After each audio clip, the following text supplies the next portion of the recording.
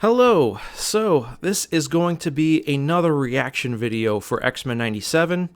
After the last time you saw me post anything here, I was reviewing the first episode of X-Men 97, and I wasn't super thrilled about it. I was a little bit lukewarm, and my original plan was to have videos reacting to each subsequent episode until I got caught up.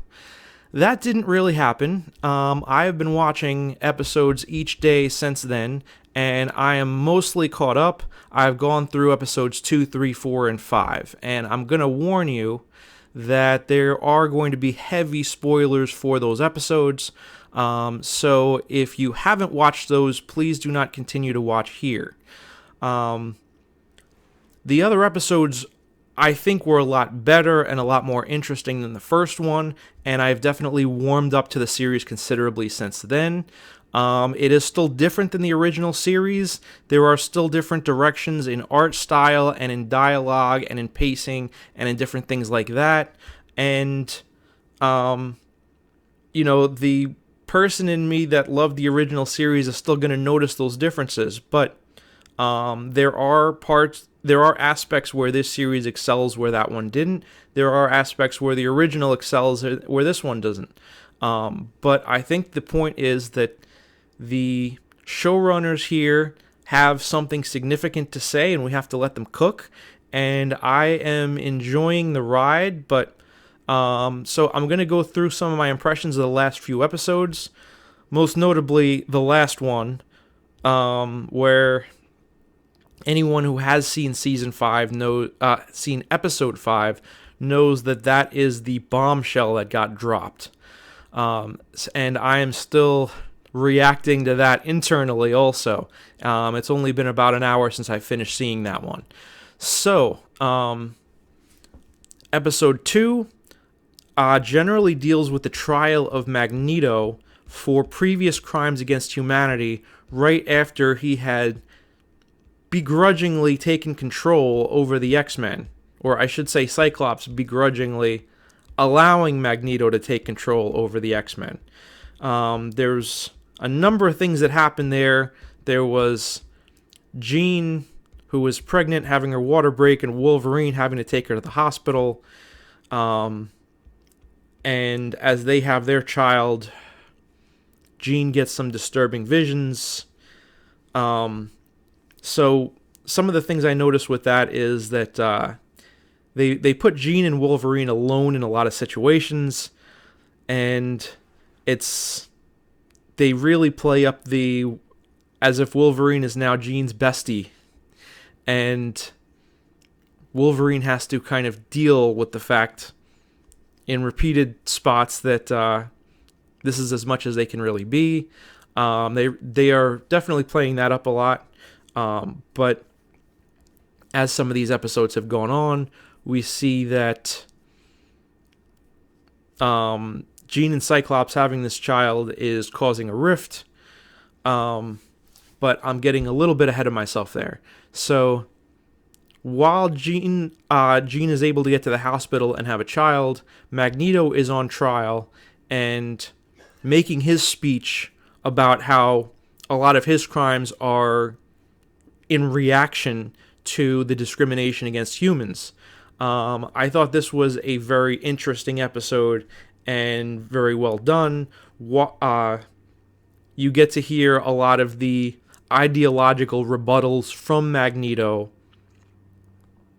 and without a counterbalance from the Professor. So, and in the coming episodes, you see Magneto as the leader of the X-Men. He does take over in the Professor's position, and there is something a little jarring about that. But before Magneto is able to finish, there is an angry mob of the Friends of Humanity that come to crash the party and break into the courtroom, at which point Magneto has to resort to some stuff. There is one heavily armed, heavily masked member of the Friends of Humanity known as the Executioner, and even though Magneto is able to use his powers to try and defend himself and others by creating him and Storm create this electric fence with stakes that are slammed into the ground at strategic points, and a fence of electricity is spread across those stakes. But the executioner still has a shot, and he is able to fire at and hit Storm. And he doesn't hit Storm with a lethal bullet. This is apparently a bullet like what you saw in X3, the cure vials that are meant to remove the mutant power from someone genetically. Well, this removes Storm's ability to be Storm, and she is hurt. She's not seriously injured, but she is devastated when she realizes she can't summon the wind. So this leads to Storm deciding to leave the team. That is a very emotional scene. And one other thing I noticed with this show is that the original series did a lot to try and focus on the relationships between the team members and the emotional turmoil and different things.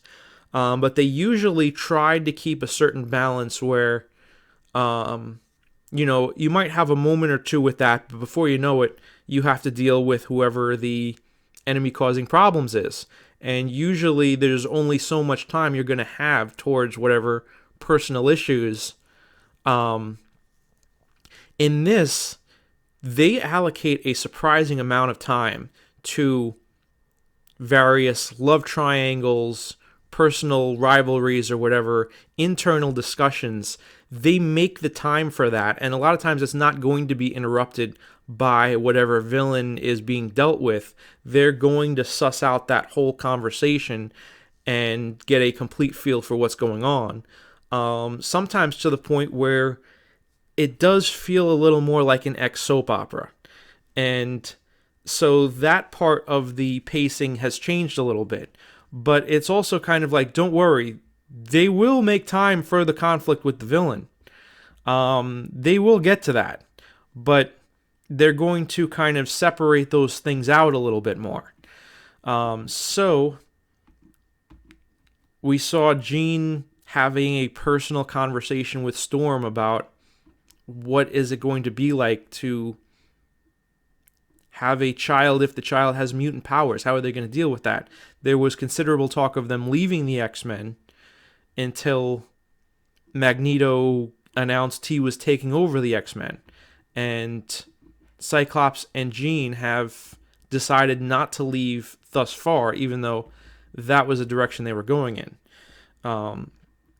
At the end of episode 2, I believe, after Storm had already left and gotten on a bus, and it was I was wondering what is someone like Storm going to do with her life without the X-Men? So much of her identity was just wrapped up in being the perfect team member and embodying all the values of the team. What would someone like that do with their lives without that? I was a little curious to see what direction they would go with that. But before they get too deep into that, someone knocks on the mansion door, and it appears to be Jean. But Jean is already there. So what's up with that? And that leads into the Madeline Pryor situation.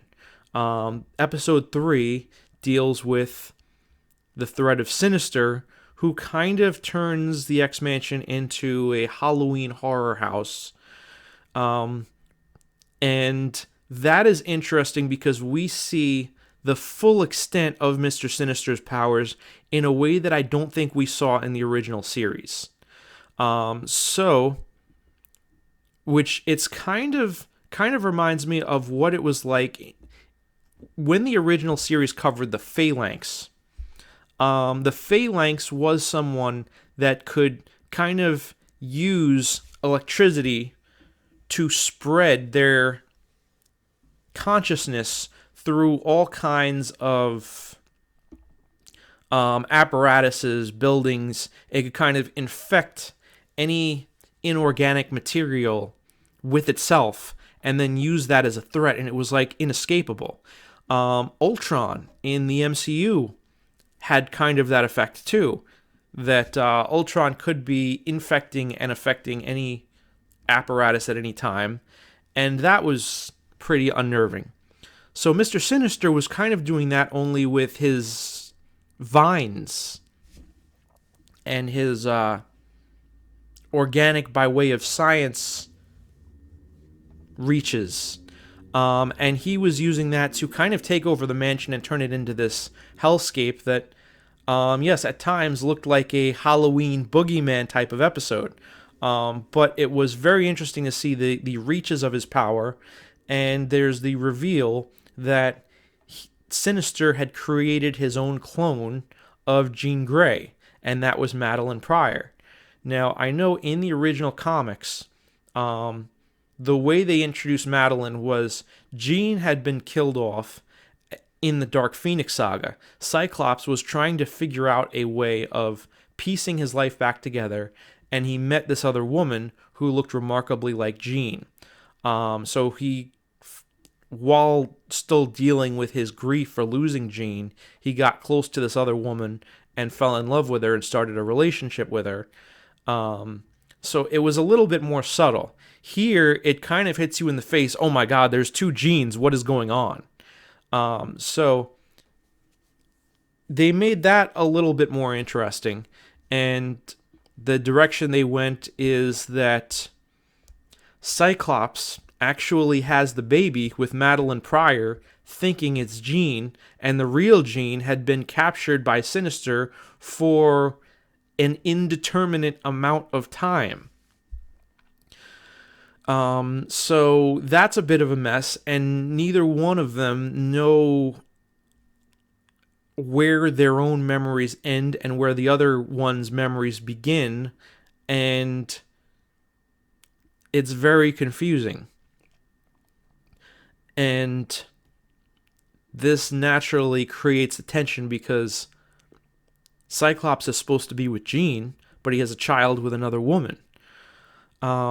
So they get into that, and then we have the fourth episode is kind of a departure in that it is split into two mini episodes. I know when there were a lot of 90s cartoons other than the X-Men, it was a common format to take a 30-minute time slot and cut it into two 15-minute episodes. And that is kind of what they did with episode 4, which the first half of it is a kind of a silly, lighthearted Mojo gaming episode where Jubilee and Roberto da Costa stop to play a video game and get sucked into a Mojo contest. And it wasn't really unlike the first Mojo episode in the original series. Jubilee and DaCosta are thrown into a couple of these contests. They are made to look very 90s arcade gamey, and some of it looks like the X-Men arcade game from that time. Notably, when they show the game console that this game is on and what the cartridge looks like, it looks like a Sega Genesis with the X-Men Sega Genesis game that in there. It looked like that was a very clear reference. You could see Wolverine in kind of the same pose that he was on the cover of that cartridge. And I thought about it, and I realized, well, this is a Mojo episode, and in that game, the second to last level of that X-Men game for Genesis, you go to Mojo's level, and infamously, you can't escape it unless you figure out to hit the reset button. So most people who played that game were not able to get past Mojo's level because of this ridiculous clause that you're not getting to the last level, you're not beating this level unless you think to reset the console.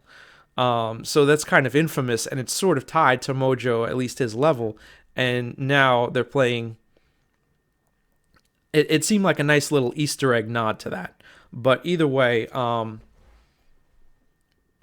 it was a bit of a lighthearted departure in the series.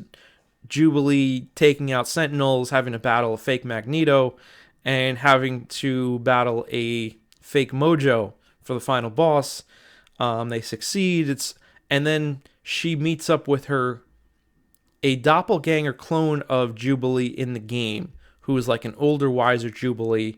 And from my understanding, the older, wiser Jubilee is voiced by Allison Court, who voiced Jubilee in the original series. So they found kind of a neat way to let her reprise her role without actually doing that. And Allison Court had stepped aside from voicing Jubilee because she didn't want to voice an Asian American when she was not. So that was kind of a neat move in the show to let her get close to her original role without actually giving her original role. And she's able to give some words of wisdom to the younger Jubilee that real life is still where it's at. So that was kind of a nice moment. And before you know it, then that episode, or that half of the episode, is known as Motaro, or Motendo, I'm sorry. And the other half of it is Life Death. So Life Death deals with Storm and Forge, because Storm had been sitting at a bar wondering what she is going to do with her life, and Forge came on and strikes up a conversation with her, and now the two of them are in this romance that's based on Forge saying he can get her powers back and help her be what she was, because he is this great inventor who can come up with anything. And in Life Death, Forge is trying to help her get her mojo back. You see them riding on horseback. You see some of the ideas that he has to try and help her get her powers back. And the end of that, they have some serious issues and disagreements and quarrel. That off the top of my head, I can't remember the details of, and this is probably why I should have made a video right after each of these. But right now, the thing that is weighing most heavily on my mind is the episode I just saw, which is Remember It. And I couldn't help but wonder, I had heard that this was the episode that got to everybody. And I had heard that there may have been some deaths. Well, when I realized the name's called Remember It, it sounds like the person that may have been most likely on the chopping block was Gambit. And it turned out I was right. So, this took you in a lot of places, but a lot of the episode feels like it spends almost too much time on a lot of interpersonal issues between Rogue and Magneto, as they've had this romance going since episode 2, despite Gambit kind of privately seething. Jean and Wolverine, and yes, they let them share a brief kiss that doesn't appear to affect their relationship, but Jean is very confused about where things leave her and Cyclops, because Cyclops apparently had a psychic link to Madeline Pryor, and Jean sensed it and had a serious problem with that. So Wolverine shows a lot of respect for the Jean-Cyclops dynamic, because even after they kiss, Wolverine kind of tells her he understands the rules and that she has to really talk things out with Cyclops before that goes any further. So, have to give him a certain amount of respect for that, since that has become one of the hallmarks of the series, is that triangle and how intense Wolverine's feelings are there. With that aside, most of episode 5 is the X-Men going to Genosha. And Genosha has been talked about since episode 2 as a mutant colony where mutants are liberated. So there's been this curiosity building of what Genosha is really like without the collars, without the enslavement camps that you saw in Slave Island in the original series. In episode 5, they show you the kind of mutant paradise that Genosha is, and they devote a lot of time to this kind of spectacle about how happy mutants are over there. They reunite the X-Men with Nightcrawler, and oddly, you see this imagery, these statues of both Magneto and Professor Xavier as the peak mutants that have made Genosha possible. So Magneto goes to visit Genosha because they want him to be the leader and mutant representative for the colony, because I believe Genosha is now getting a place with the UN. So it is becoming much more relevant in the world. And so Magneto and the X-Men fly there, but Magneto has this elite place where he's talking with this council of interesting characters. You had Moira McTaggart. You also had Hellfire Club members Emma Frost and Sebastian Shaw talking with Magneto over the political direction that's going to be taken. Magneto decides that he wants Rogue in the picture as his public-facing partner so they can be like a power couple together. Rogue is not thrilled with this and has words with Magneto over it, finally agrees to it, and then decides to have a difficult talk with Gambit about it. Gambit is not happy with it, but handles it gracefully and just says, okay, well, I guess we're friends now. And that's all we are. But, both of them are wrestling with that. They also explain in this retcon fashion how Rogue knew Magneto before she ever joined the X-Men. I think that is an interesting, slightly questionable retcon. I can kind of let it go, but there's certain aspects of that. I just covered Enter Magneto and Deadly Reunions, where it very much seemed like each of the X-Men was meeting and encountering Magneto for the first time.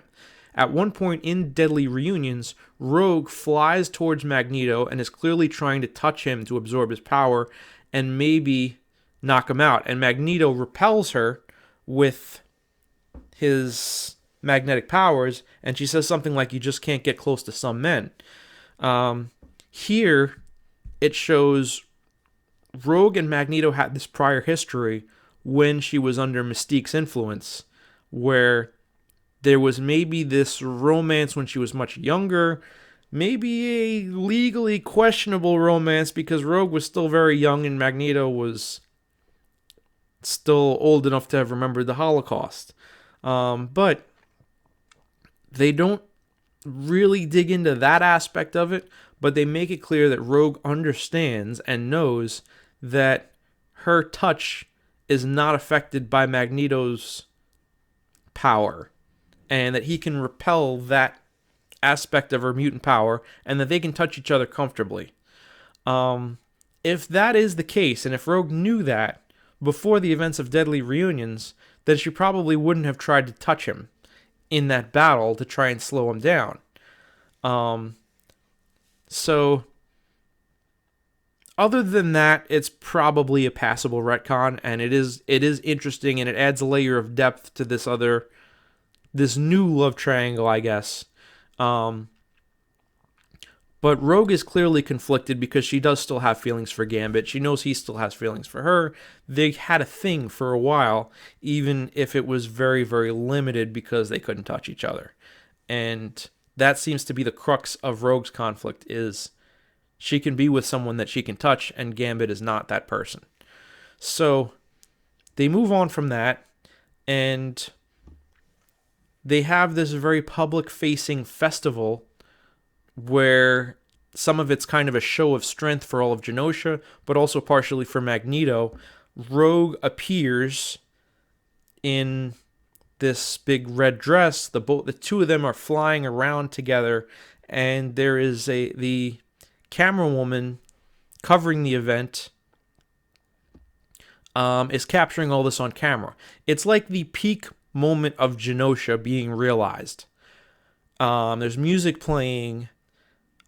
It might not be a great moment for Gambit, but I guess it's a great moment for all of mutant kind other than that. And that's where Cable shows up.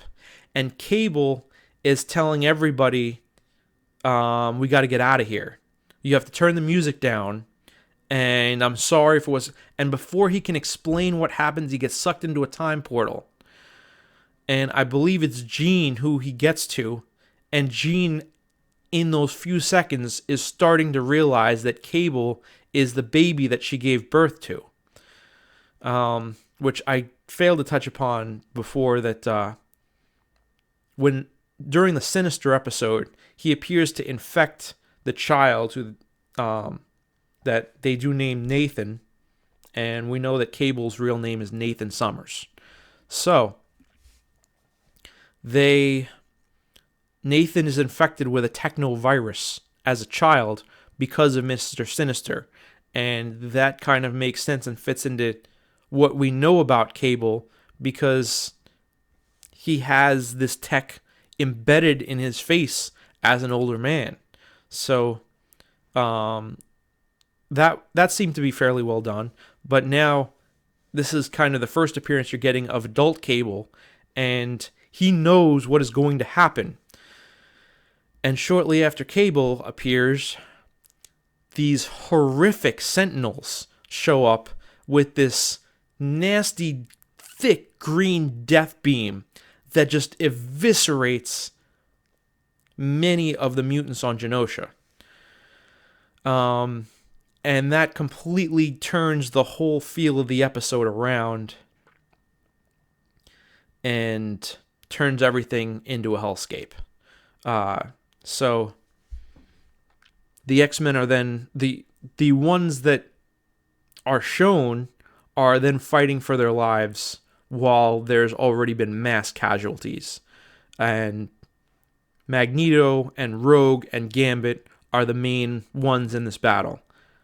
And at one point, Magneto is shielding Rogue and Gambit, keeping them out of the battle, but also keeping them safe with some metal apparatus around a light post to kind of hold them in while there's all these explosions going on around. And there is this monstrous three-headed Sentinel that appears to think that he's wiped out the threat until Rogue busts out and is furious and has tears in her eyes and thinks that Magneto has been killed, and now she's going after the Sentinel. At that moment, you know that there are characters that died in this episode, or I knew that. The people who watched it hot off the press might not have known anything, but it looked like it was being set up for Rogue to sacrifice herself in a blaze of fury. And she is going after one of these heads of the 2 or 3 headed master mold thing.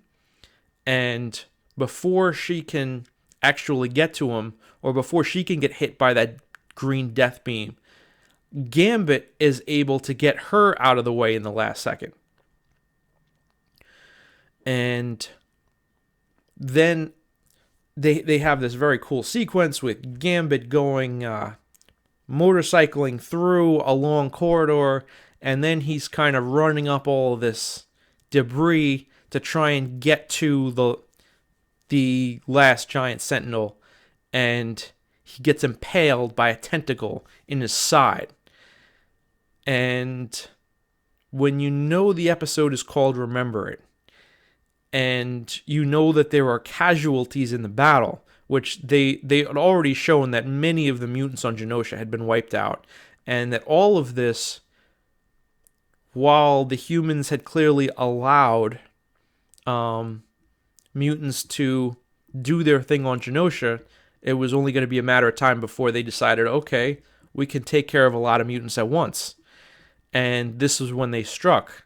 So when Gambit gets impaled in the side with one of these cables from this Master Mold Sentinel, and you know it's called Remember It, and you know that that's part of his tagline, and you know mutants die, you hope that that doesn't mean that's the end for Gambit.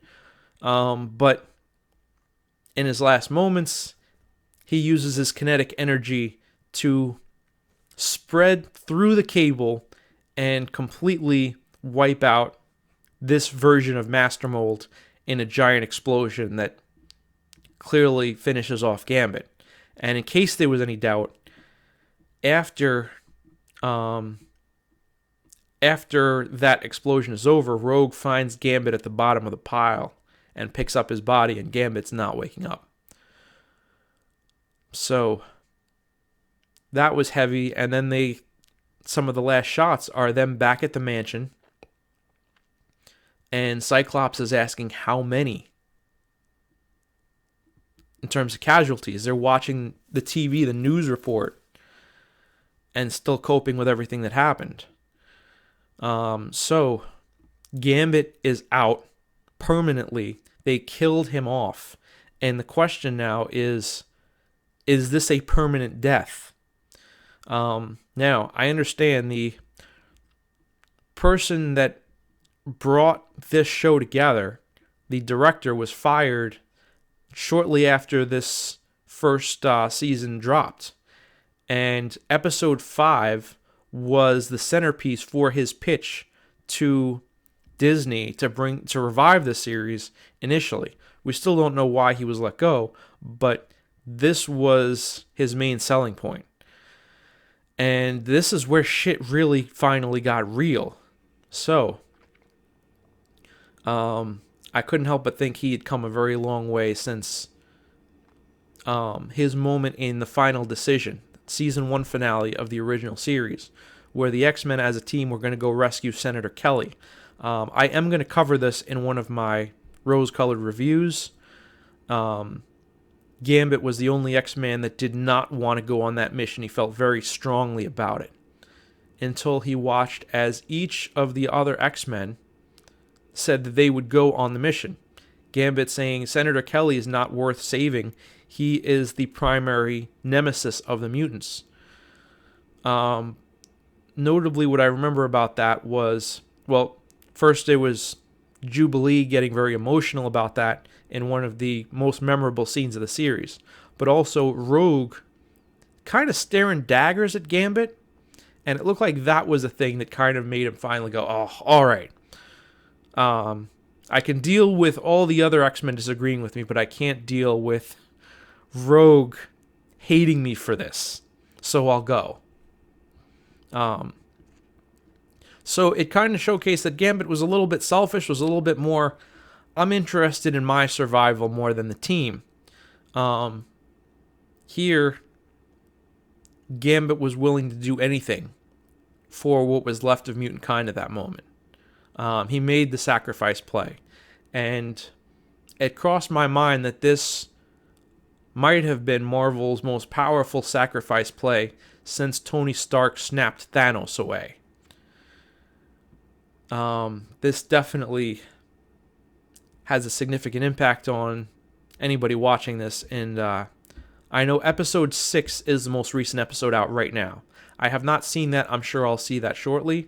This is a 10-episode season, so 5 is the halfway point. I don't know what they have in mind for the finale. And the other thing that I can't help but make the comparison to is in season 1 of the original series, the big death was Morph. And they basically created Morph for the purpose of killing him off, for the purpose of having an impact on the rest of the X-Men. And he becomes a rallying cry for the team that we can't allow what happened with Morph to happen again. And we can't leave anybody behind. And that was a character that didn't really have a lot of history with the team. And it still had a significant emotional impact. Well, dear God, what kind of emotional impact is losing Gambit going to have? Because we've already seen him fight alongside the team for 5 seasons. He might have been a little bit distant and a little bit aloof, and you never really could be sure that he was on your side in a lot of episodes, but turns out he was. And it was kind of like this was their answer to the Morph death in the original series, kind of trying to up the stakes a little bit. That it just took them a little bit longer before, they weren't going to do that in the first episode. They were going to lead you along a little bit. And now 5 episodes in, now they got you. And notably, the end credit sequence, there is this long shot of just pitch black. So you really feel the impact of what just happened. Then they go to the end credit sequence they have. And the end credit sequence is an homage to the end credit sequence of the original series, where you see each X-Man slowly rotating with a short bio. And it's animated instead of CGI. But the music that they play is a much more tragically slowed down version of the music they played in the other episodes. So they really wanted you to feel that. I don't know what they have in store, how they're going to put a happy face on this by the end of the season, if they're going to attempt to do that, or just how much grieving we're going to see of Gambit the coming episodes. I know episode 6 is Life Death Part 2, which is going to be probably about Storm and Forge, so maybe they don't even really deal with the X-Men at the mansion in episode 6, and we see that in episode 7 or 8, I don't know. But my next question is, do they attempt to bring Gambit back? You have 2 time travelers. You have Bishop and you have Forge. Forge. Let me backtrack for a second. You have Bishop and you have Cable. Technically, you have 3 time travelers because Forge put together the portal. So, you have a surplus of time travelers. And Cable tried to intervene. He tried to go through the time portal and at least warn people. And maybe he gave some people enough time to save themselves, but he wasn't able to go back and prevent this from happening. Maybe Cable still does not know the point that he could have gone to actually prevent the entire thing from happening. But I'm thinking he might have wanted to think about going into a Sentinel plant before they gave the order. But it goes to show that maybe there's certain moments in history that can't really be avoided. And even a time traveler can only do so much. That is, I think, how this was kind of presented. But would one of these time travelers try and go back to bring back Gambit? Of course, that creates an ethical problem. There were a lot of people that died on Genosha in that Sentinel attack. If you try to bring back Gambit, what does that say about the others? Of course, people who are from the future are going to know which mutants could have had the largest impact for the future had they still survived. So it could be a matter of, we need to save this one because in my time he was supposed to have done this.